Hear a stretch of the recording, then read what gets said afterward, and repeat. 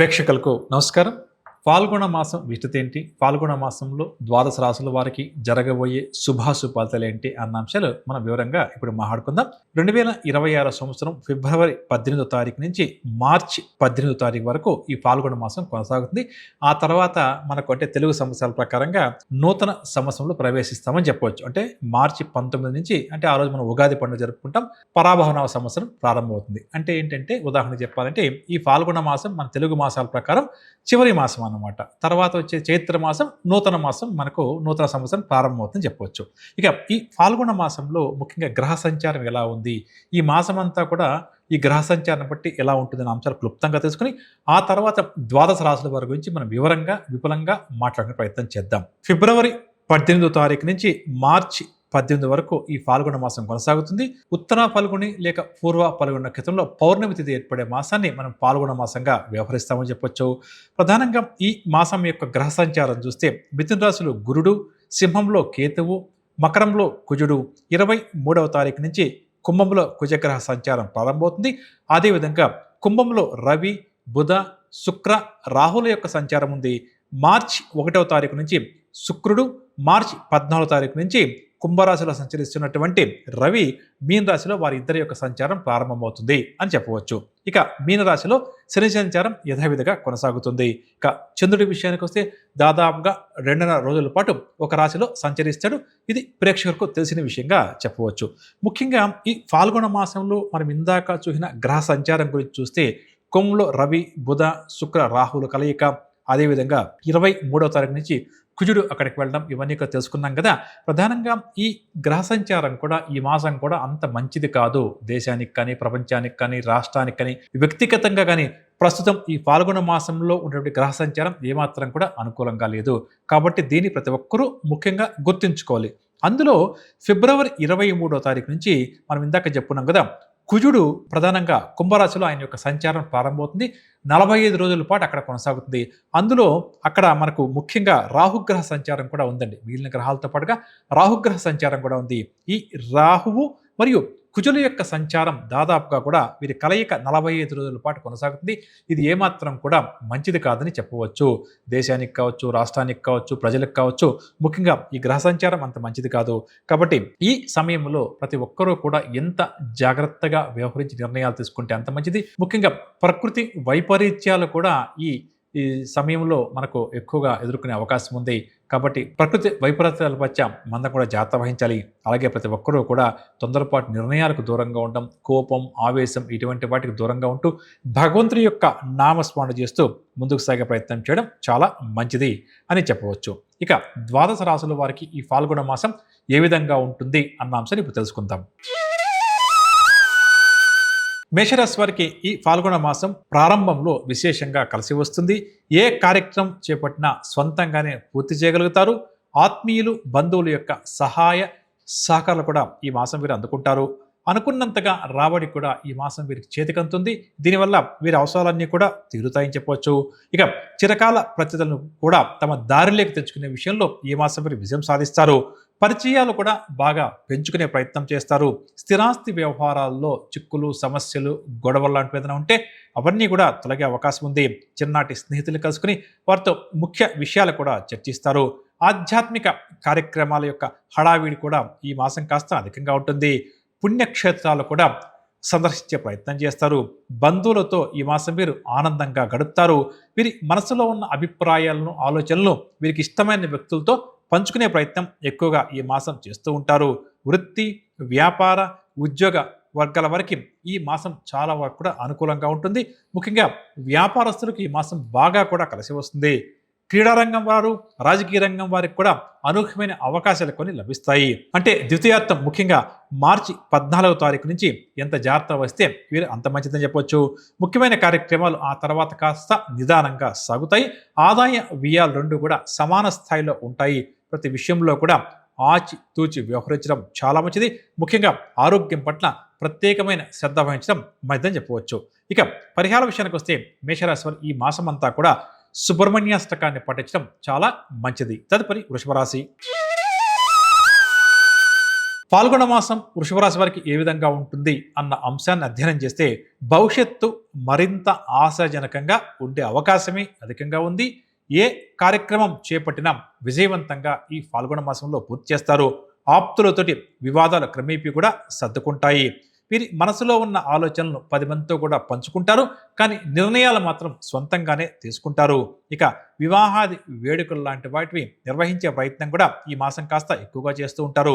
బంధువర్గం వారితో కూడా ఉత్సాహంగా ఉల్లాసంగా గడుపుతారు. విందు వినోదాల్లో కూడా తరచూ పాల్గొంటారు. గత కొంతకాలంగా వేధిస్తున్న సమస్యల నుంచి ఈ మాసం మీరు క్రమేపీ కూడా గట్టెక్కుతారు. పెద్దల యొక్క సలహాలు కూడా స్వీకరిస్తారని చెప్పవచ్చు. ముఖ్యంగా వీరి మనసుకు ఏది తోచితే ఏది నచ్చితే దాన్నే వీరు అనుసరించే ప్రయత్నం చేస్తారు. కాంట్రాక్ట్ రంగం వారికేమో కొత్త కాంట్రాక్టులు దక్కుతాయి. ఒక సమాచారం ఏదైతే అందుతుందో అది బాగా కూడా ఆకట్టుకుంటుంది. స్థిరాస్తి విషయంలో కూడా నూతన ఒప్పందాలు కొన్ని చేసుకుంటారు. వాహనాలు, స్థలాలు లాంటివి కూడా ఈ మాసంలో కొనుగోలు చేస్తారు. ఆరోగ్యం మాత్రం కాస్త ఇబ్బందికరంగా మారే అవకాశం ఉంది. కాబట్టి ఆరోగ్యం పట్ల శ్రద్ధ వహించడం ఈ మాసం చాలా మంచిది. ఇక పుణ్యక్షేత్రాలు కూడా సందర్శించే ప్రయత్నం ఎక్కువగా చేస్తారు. ఆదాయం విషయానికి వస్తే అనుకున్నంతగా ఆదాయం ఈ మాసంలో వీరి చేతికంతుంది. వృత్తి, ఉద్యోగ వ్యాపారస్తులకు ఈ మాసం ఉత్సాహంగా సాగుతుంది. ముఖ్యంగా ఉద్యోగస్తులు ఎవరైతే ఈ రాశి వారు గత కొంతకాలంగా ఇబ్బంది పడుతున్నారో అటువంటి ఇబ్బందులన్నీ కూడా తొలగుతాయి అని చెప్పవచ్చు. రాజకీయవేత్తలు, కళారంగం వారు కూడా తమ సత్తాను చాటుకుంటారు. పరిహారాల విషయానికి వస్తే విష్ణు భగవాన్ యొక్క నామస్మరణ ఈ మాసం అంతా కూడా వృషభ రాశి వారికి చాలా మంచిది. తదుపరి మిథున రాశి. మిథున రాశి వారు ముఖ్యమైన కార్యక్రమాలను కుటుంబ సభ్యుల యొక్క సహాయ సహకారాలతో పూర్తి చేస్తారు. ఆత్మీయులు వీరికి కీలకమైన సమాచారం అందిస్తారు. భవిష్యత్తుకు సంబంధించి కుటుంబ సభ్యులతో చర్చలు కూడా కొనసాగిస్తారు.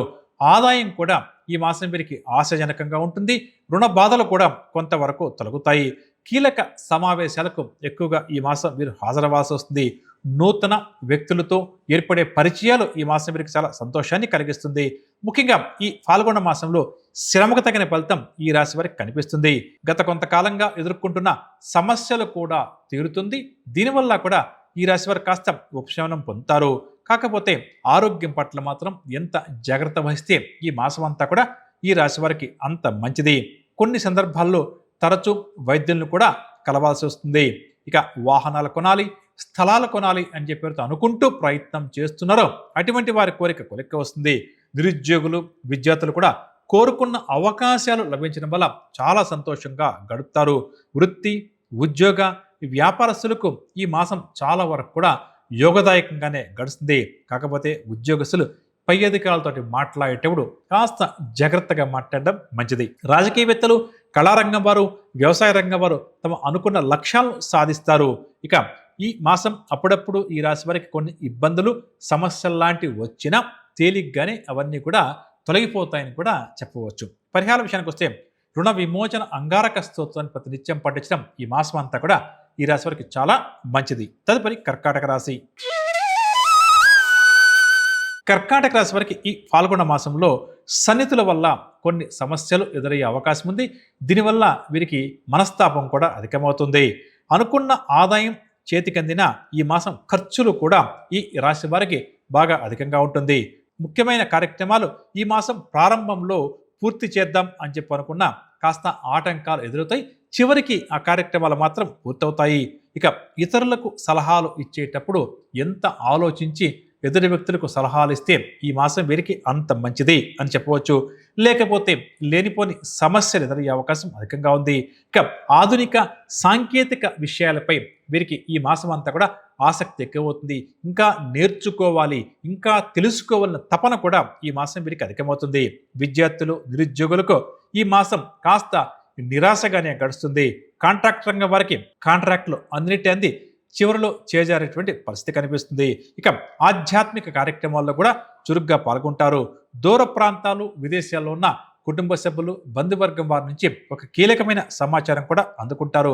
ఆరోగ్యపరంగా మాత్రం ఎంత శ్రద్ధ, ఎంత జాగ్రత్త వహిస్తే ఈ మాసం వీరికి కూడా అంత మంచిది. భార్యాభర్తల మధ్య విభేదాలు బాగా కూడా అధికం ఉంటాయి. కాబట్టి వీరు కూడా కాస్త ఓర్పుగా, నేర్పుగా ఈ రాశి దంపతులు వ్యవహరించడం చాలా మంచిది. వాహనాలు, భూములు లాంటివి కొనుగోలు ప్రయత్నాలు ఎవరైతే చేస్తారో అవి ఏమాత్రం కూడా ముందుకు సాగవని చెప్పవచ్చు. ఆలోచనలు ఏమాత్రం కూడా నిలకడగా లేక కాస్త నిరుత్సాహానికి కూడా లోనవుతారు. వీరు తీసుకునే నిర్ణయాలలో కొన్ని పొరపాట్లు దొల్లే అవకాశం కూడా అధికంగా ఉంది. వృత్తి, ఉద్యోగం, వ్యాపారస్తులకు ఈ మాసం అంతా కూడా చిన్న చిన్న చికాకులు ప్రతినిత్యం కూడా ఏదో ఒక రూపంలో ఎదురవుతూ ఉంటాయని చెప్పవచ్చు. కాకపోతే చిన్న చికాకులే కాబట్టి పెద్దగా పట్టించుకోకపోవడమే మంచిది. కళారంగం వారు, పారిశ్రామిక రంగం వారికి కొంత అనుకూలత ఉంటుంది, కానీ శ్రమ మాత్రం అధికంగా ఉంటుంది. కాకపోతే మార్చి 14వ తారీఖు నుంచి కాస్త వీరికి అనుకూలంగా ఉంటుందని చెప్పవచ్చు. పరిహార విషయానికి వస్తే ప్రతి నిత్యం ఈ మాసం అంతా కూడా గణపతి యొక్క నామస్మరణ చేస్తూ ముందుకు సాగడం చాలా మంచిది. తదుపరి సింహరాశి. సింహరాశి వారికి ఈ ఫాల్గుణ మాసంలో జరగబోయే శుభాశుభ ఫలితాల విషయానికి వస్తే వీరి యొక్క అంచనాలు, ఆలోచనలు కొంతవరకు తప్పే పరిస్థితి కనిపిస్తుంది. కాబట్టి ముందు జాగ్రత్త వహించడం చాలా మంచిది. ఎదుటి వారిని ఆదుకుందాం, వారికి ఎంతో కొంత సహాయం చేద్దాం అని ఒక మంచి మనసుతో వీరు ముందుకు వెళ్ళినా అది వికటించే అవకాశం ఉంది. కాబట్టి ఎంత జాగ్రత్త వహిస్తే అంత మంచిది. ఎదుటి వ్యక్తులకు ఈ మాసం వీరు మనస్ఫూర్తిగా మంచి చెప్పినా, మనస్ఫూర్తిగా మంచి చేసినా వారితో వీరు మాట పడాల్సి వస్తుంది. కాబట్టి దీన్ని కూడా ఈ రాశి వారు గుర్తుంచుకోవాలి. శారీరక రుగ్మతలు కూడా బాధిస్తాయి. ముఖ్యంగా నరాల సంబంధిత బాధలు కూడా తప్పకపోవచ్చు. ఆదాయం, ఖర్చులు ఈ రెండు కూడా సరిసమానంగా ఉంటాయి. డబ్బు నిల్వ చేద్దాం అని చెప్పి అనుకున్నప్పటికీ నిల్వ చేయలేక ఈ మాసం అంతా కూడా ఇబ్బంది పడతారు. బంధువులతో అకారణంగా వివాదాలు నెలకొని కాస్త కలత చెందుతారు. పరిస్థితులు కొంతవరకు వీరికి వ్యతిరేకంగా మారే అవకాశం ఉంది. కొన్ని కార్యక్రమాలను, ప్రయాణాలను కూడా అనుకోకుండా ఈ మాసం మీరు వాయిదా వేసుకోవాల్సి వస్తుంది. స్నేహితులతో కష్ట సుఖాలు కూడా పంచుకుంటారు. వాహనాలు, ఇళ్ళు కొనుగోలు ప్రయత్నాలు బాగా కూడా నిదానిస్తాయి. విద్యార్థులు మరింత శ్రమిస్తే కానీ ఆశించిన ఫలితాన్ని సాధించలేరు. వృత్తి, ఉద్యోగ, వ్యాపారస్తులకు ఈ మాసం అంతా కూడా మధ్యస్థంగానే ఉంటుంది అని చెప్పవచ్చు. ముఖ్యంగా వ్యాపారస్తులకు ఈ వ్యాపార లావాదేవీలు ఈ మాసం నత్త నడకన సాగుతాయి. రాజకీయవేత్తలు, క్రీడారంగం వారికి కూడా కాస్త నిరాశగానే గడుస్తుంది అని చెప్పవచ్చు. ఇక పరిహార విషయానికి వస్తే సుబ్రహ్మణ్యాష్టక స్తోత్రాన్ని ప్రతినిత్యం పఠిస్తూ ముందుకు సాగడం సింహరాశి వారికి ఈ మాసం అంతా చాలా మంచిది. తదుపరి కన్యారాశి. ముఖ్యమైన కార్యక్రమాలు త్వరితగతిన పూర్తి చేయాలి అన్న తపన ఈ మాసం ఈ రాశి వారికి అధికమవుతుంది. ఇందులో మరింతగా శ్రమించే ప్రయత్నం చేస్తారు. బంధువర్గం వారితో తగాదాలు, వివాదాలు ఏమైనా ఉంటే వాటిని కూడా పరిష్కరించుకుంటారు. చిన్నాటి స్నేహితులతో ఆనందంగా సమయాన్ని గడుపుతారు. స్థిరాస్తి వివాదాలు లాంటివి ఏదైనా ఉంటే కొద్దిగా ప్రయత్నం చేసుకుంటే అవి తీరే అవకాశం ఉంది. వివాహాది వేడుకలు ఘనంగా నిర్వహించే ప్రయత్నం ఈ మాసం చేస్తారు. ఆదాయం ఆశించినంతగా సమకూరుతుంది. దీనివల్ల అవసరాలకు ఎటువంటి లోటు రాకుండా ఈ మాసం అంతా కూడా గడుస్తుంది. వాహనాలు కొనాలి, ఆభరణాలు కొనాలి అని చెప్పి అనుకున్న వారి కోరిక కొలిక్కి వస్తుంది. ఆధ్యాత్మిక కార్యక్రమాల్లో కూడా చురుగ్గా పాల్గొంటారు. విద్యార్థులు, నిరుద్యోగులకు ఊహించని అవకాశాలు లభించే అవకాశం ఉంది. వృత్తి, ఉద్యోగ, వ్యాపారస్తులకు గత మాసం కంటే కూడా ఈ మాసం కాస్త మెరుగ్గా ఉంటుంది. వైద్య, రాజకీయ, పారిశ్రామికవేత్తలకు ఆకస్మిక విదేశీ పర్యటనలు ఉండవచ్చు. ఇక మార్చి 14వ తారీఖు నుంచి కుటుంబ సమస్యలు, ఆరోగ్య సమస్యలు కాస్త అధికమవుతాయి అని చెప్పవచ్చు. పరిహార విషయానికి వస్తే హయగ్రీవ స్వామి వారి యొక్క నామస్మరణ చేస్తూ ముందుకు సాగడం ఈ మాసం అంతా కూడా చాలా మంచిది. తదుపరి తులారాశి. ఫాల్గుణ మాసంలో తులారాశి వారికి జరగబోయే శుభాశుభ ఫలితాలు, వారు పాటించాల్సిన పరిహారాల విషయానికి వస్తే ముఖ్యమైన కార్యక్రమాల్లో ఈ మాసం విజయాలు సాధిస్తారు. ఆదాయం ఆశాజనకంగా ఉంటుంది. వీరి చిరకాల స్వప్నం కూడా నెరవేరుతుంది. భార్యాభర్తలు పరస్పర సహకారంతో వ్యవహరించి కొన్ని దీర్ఘకాలిక సమస్యలను సర్దుబాటు చేసుకునే ప్రయత్నం చేస్తారు. ఇక విద్యార్థులు ఎవరైతే విదేశాల్లో ఉన్నత విద్య కోసం ప్రయత్నం చేస్తున్నారో అటువంటి వారి కోరిక ఒక కొలిక్కి వస్తుంది. దూరపు బంధువులను కలుసుకుని ఈ మాసం వీరు సంతోషంగా వారితో అప్పుడప్పుడు గడిపే ప్రయత్నం చేస్తారు. పుణ్యక్షేత్రాలు సందర్శించాలి అన్న కోరిక కూడా అధికమవుతుంది. కుటుంబంలో ప్రోత్సాహకర వాతావరణం ఈ మాసమంతా నెలకొంటుంది. కొన్ని వేడుకల్లో కూడా నిర్వహించే ప్రయత్నం ఈ మాసం చేస్తారు. కాంట్రాక్ట్ రంగం వారికి నూతన కాంట్రాక్టులు దక్కుతాయి. స్థిరాస్తి వివాదాలు ఏమైనా ఉంటే కూడా అవి కూడా పరిష్కార దశకు చేరుకుంటాయి. వాహన యోగ సూచనలు కూడా ఈ ఫాల్గుణ మాసంలో ఈ రాశి వారికి కాస్త అధికంగా ఉంది. తండ్రి తరపు వారి ద్వారా సహాయ సహకారాలు కూడా అందుకుంటారు. కొద్దిపాటి శారీరక రుగ్మతలు మాత్రం బాధించే అవకాశం ఉంది. సహనంగా నేర్పుగా వ్యవహరిస్తే ఈ మాసం వీరికి చక్కగా అనుకూలిస్తుంది అని చెప్పవచ్చు. వృత్తి వ్యాపారస్తులకు ఉద్యోగస్తులకు ఈ మాసం సజావుగా సాగుతుంది. ముఖ్యంగా వ్యాపారస్తులు మంచి లాభాలు సంపాదిస్తారు. మొత్తం మీద ఈ నెల చాలా వరకు కూడా తులారాశి వారికి అనుకూలంగానే ఉంటుందని చెప్పవచ్చు. వీరు పాటించాల్సిన పరిహార విషయానికి వస్తే గణపతి యొక్క ఆరాధన ప్రతినిత్యం చేస్తూ ముందుకు సాగడం చాలా మంచిది. తదుపరి వృశ్చిక రాశి. వృశ్చిక రాశి వారికి ఈ ఫాల్గుణ మాసంలో మొదటి సగభాగం అంటే 2 వారాలు కాస్త ఇబ్బందికరంగానే గడుస్తుంది. సమస్యలు కూడా అధికంగా ఉంటాయి. కానీ క్రమేపీ కూడా వీరికి అనుకూలమైన వాతావరణం నెలకొంటుంది. ఆర్థిక విషయాలు ముఖ్యంగా ఈ మాసం వృశ్చిక రాశి వారికి కాస్త గందరగోళంగా ఉంటుంది. బంధువులు స్నేహితులతో లేనిపోని తగాదాలు కూడా ఏర్పడే అవకాశం ఉంది. నిరుద్యోగులకు భవిష్యత్ పట్ల కాస్త ఆందోళన కలుగుతుంది. పట్టుదల మనోబలం ఏమాత్రం కూడా వదిలిపెట్టకుండా ఆత్మవిశ్వాసంతో అడుగు ముందుకు వేస్తే తప్పకుండా కూడా విజయాలు సాధిస్తారు. అదేవిధంగా వృశ్చిక రాశి వారు ఎవరైతే గత కొద్ది మాసాలుగా ఆరోగ్యం పట్ల అశ్రద్ధ వహిస్తారో అటువంటి వారు ఈ మాసం తప్పకుండా కూడా ఆరోగ్యం పట్ల శ్రద్ధ వహించడం చాలా మంచిది. తల్లి తరపు వారి నుంచి కొన్ని విషయాల్లో ఒత్తిడి కూడా అధికంగా ఉంటుంది. గృహ నిర్మాణాలలో కూడా ప్రతిబంధకాలు ఎదురవుతాయి. అయితే మార్చి 14వ తారీఖు నుంచి కొంతవరకు వీరికి అనుకూలంగా ఉంటుంది అని చెప్పవచ్చు. ఇక వృత్తి ఉద్యోగ వ్యాపారస్తులకు కొన్ని చిక్కులు సమస్యలు ఎదురైనా అధిగమిస్తారు. ముఖ్యంగా ఈ రాశి ఉద్యోగస్తులకు ఈ మాసం కాస్త ద్వితీయార్థంలో మంచి అవకాశాలు లభిస్తాయి అని చెప్పవచ్చు. పరిహార విషయానికి వస్తే శివారాధన ఎంత ఎక్కువగా చేస్తే ఈ మాసం అంతా కూడా వీరికి అంత మంచిది. తదుపరి ధనురాశి. ధనురాశి వారికి అనుకున్న ఆదాయం సమకూరేటువంటి సమయంగా ఒక్క మాటలో ఈ ఫాల్గుణ మాసం గురించి చెప్పవచ్చు. వాయిదా పడుతూ వస్తున్న పనులన్నీ కూడా ఈ మాసం చకచకా పూర్తి చేస్తారు. విద్యార్థులు నిరుద్యోగులకు మంచి విజయాలు లభిస్తాయి. అదేవిధంగా కొన్ని సభలు సమావేశాలు వేడుకలు లాంటి వాటికి హాజరై నిర్భయంగా వారికి వీరి యొక్క అభిప్రాయాలు ఆలోచనలు వెల్లడిస్తారు. వీరి యొక్క పట్టుదల వీరి యొక్క నేర్పు వీరి యొక్క ఓర్పు చూసి ప్రతి ఒక్కరూ కూడా వీరిని అభినందిస్తారని చెప్పవచ్చు. స్థిరాస్తి వ్యవహారాల్లో చికాకులు ఏమన్నా ఉంటే కూడా తగ్గుముఖం పడతాయి. చిన్నాటి స్నేహితుల నుంచి అందే సహాయ సహకారాల వల్ల కొన్ని దీర్ఘకాలిక సమస్యలను వీరు పరిష్కరించుకుంటారు. కుటుంబంలో ఎవరికైనా ఒకరికి వివాహం అవ్వడం లేదు అని చెప్పి ఎవరైతే ఈ రాశి వారు బాధపడతారో అటువంటి వారి యొక్క వివాహ ప్రయత్నాలు అనుకూలిస్తాయి. దీనివల్ల వీరు సంతోషపడతారు. ఇక సంఘంలో పలుకుబడి కలిగిన వ్యక్తులతో పరిచయాలు కూడా ఏర్పడతాయి. వాహనాలు గృహం కొనుగోలు ప్రయత్నాలు కూడా బాగా కలిసి వస్తాయి. వృత్తి ఉద్యోగ వ్యాపారస్తులకు ఈ మాసమంతా కూడా మంచి ఫలితాలు లభిస్తాయని చెప్పవచ్చు. ఇక మార్చి 14 నుంచి కొద్దిగా సమస్యలు ముఖ్యంగా ఆరోగ్యం పట్ల ప్రత్యేకమైన శ్రద్ధ వహించడం మంచిది అని చెప్పవచ్చు. పరిహార విషయానికి వస్తే ప్రతినిత్యం అమ్మవారి యొక్క నామస్మరణ చేస్తూ ముందుకు సాగడం ఈ మాసం అంతా కూడా ఈ రాశి వారికి చాలా మంచిది. తదుపరి మకర రాశి. మకర రాశి వారికి ఫాల్గుణ మాసంలో ఎలా ఉంటుంది అని అధ్యయనం చేస్తే మొదటి 2 వారాలు సమస్యలతోటే గడుస్తుంది. ఏ కార్యక్రమం చేపట్టినా బాగా శ్రమించక తప్పదు. స్థిరాస్తి విషయంలో నెలకొన్న చిక్కులు కొంతమేర తొలగుతాయి. సమాజ సేవల్లో కూడా కొంతవరకు భాగస్వాములవుతారు. సోదర వర్గం వారితో కుటుంబ విషయాలు కూడా చర్చిస్తారు. ఆదాయం వ్యయం ఈ రెండూ కూడా సమంగా ఉంటుంది. ఎంత ప్రయత్నించినా ఖర్చులు మాత్రం నియంత్రించుకోలేక ఇబ్బంది పడతారు. దీనివల్ల నిరాశ చెందుతారు. కొద్దిగా ఈ మాసం అంతా కూడా ఈ రాశి వారికి డబ్బు కాస్త ఇబ్బందికరంగానే ఉంటుందని చెప్పవచ్చు. బంధువులతో కూడా అకారణంగా విరోధాలు నెలకొంటాయి. ఆరోగ్యం పట్ల ప్రత్యేకమైన దృష్టి సారించడం చాలా మంచిది. తరచూ కూడా వైద్య సేవలు ఈ మాసం వీరికి అవసరం అని చెప్పవచ్చు. ఇక మార్చి 14వ తారీఖు నుంచి కాస్త సంతోషకరంగా ఉంటుంది. ఆదాయం కూడా పెరుగుతుంది. వైద్య రాజకీయ కళారంగం వారు కూడా విజయాలు సాధిస్తారని చెప్పవచ్చు. ఇక పరిహార విషయానికి వస్తే ఈ ఫాల్గుణ మాసం అంతా కూడా మకర రాశిలో ఆంజనేయ స్వామి వారి యొక్క నామస్మరణ చేస్తూ ముందుకు సాగడం చాలా మంచిది. తదుపరి కుంభరాశి.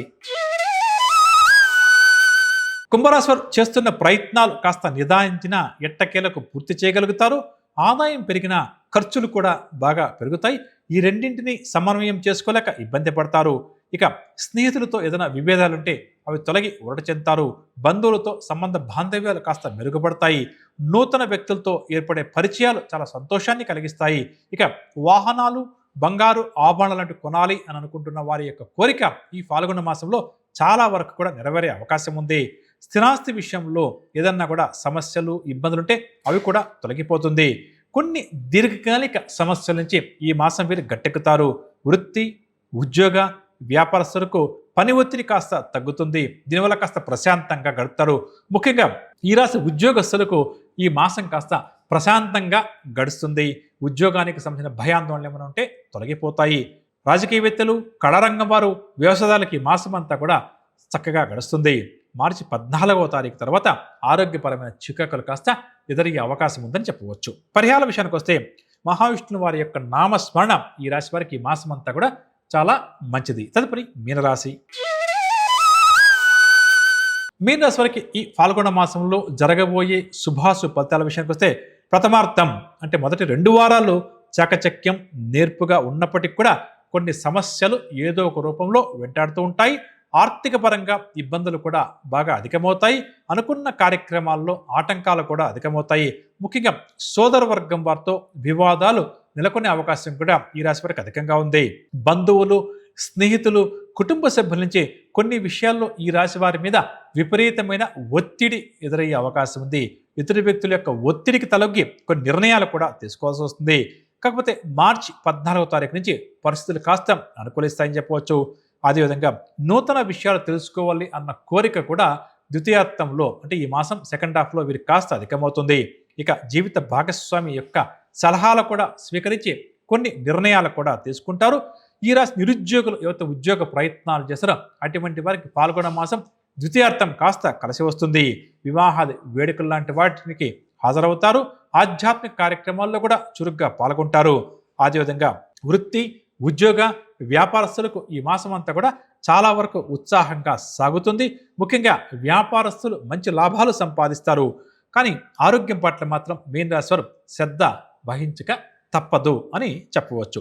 పరిహార విషయానికి వస్తే మీన రాశి ప్రతి నిత్యం కూడా శ్రీ గురు దత్తాత్రేయ స్వామి వారి యొక్క నామస్మరణ చేస్తూ ముందుకు సాగడం చాలా మంచిది. వినరుగా ఫాల్గుణ మాసం ద్వాదశ రాశుల వారికి ఏ విధంగా ఉంటుంది, ఈ మాసం అంతా కూడా ఎటువంటి విషయాల్లో మీరు జాగ్రత్త వహించాలి, ఎటువంటి పరిహారాలు ప్రత్యేకంగా పాటించాలి అన్న అంశాలు ఇదండి ఇవాళ కార్యక్రమం.